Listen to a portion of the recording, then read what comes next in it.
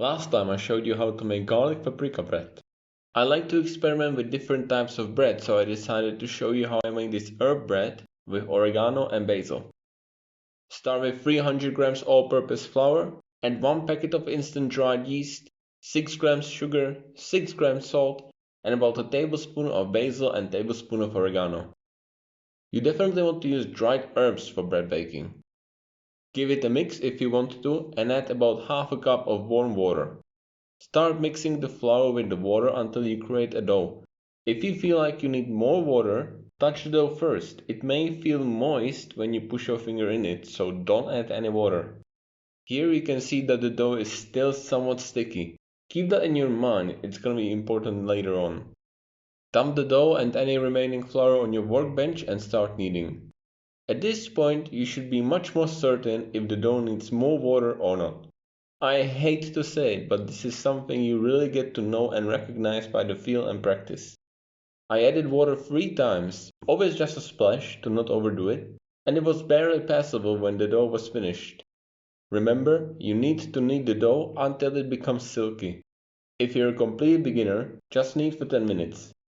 The dough should not be tearing up when you knead it. If this is your case, continue to knead and add a bit more water. Put a tablespoon of olive oil in the bowl you mix the dough in. Cover the dough in that oil and then cover the bowl with a paper towel or a cloth towel. Let the dough rise for 1 to 1.5 hours in a warm place, and it should roughly double in size. When the dough has risen, empty it again on the work surface. Knead it shortly until it's silky again. And at this point you really see if you added enough water. Take a look at my dough as an example. I didn't add enough water and now I know it. Although the dough looked fine when I let it rest, it's way too dry right now. That's the disadvantage of using dried herbs. They rehydrate.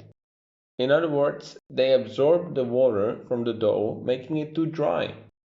So remember that your dough should be slightly more wet than you'd like it to be when you put it to rise.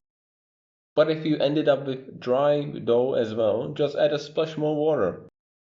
When the dough is silky again, form a loaf and pinch seal wherever the dough connected.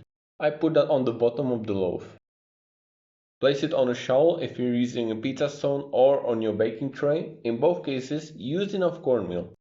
Now let the dough rest for another 10 to 15 minutes, just like this, uncovered. When the time is up, score your loaf. The scoring helps the bread to keep the shape you want it to be, more or less. These markings should be about 1 centimeter deep. Brush, or in my case, lightly massage the dough with some water and place it in your 200 degrees Celsius preheated oven for about 25 minutes. You'll know the bread is done judging by its color. It should be golden brown. You can also determine the doneness of the bread by tapping at it. If it sounds hollow, it's done. Listen to my bread.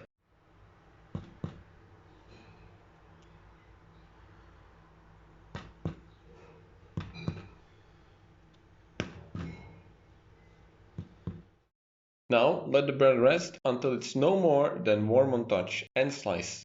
Listen to that crispiness.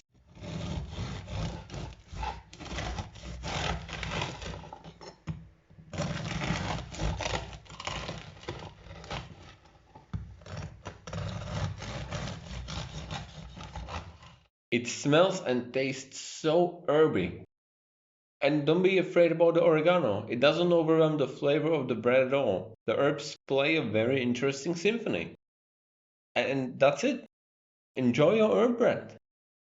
Thank you for watching. Subscribe to the channel for more videos. I have many more bread recipes to show you.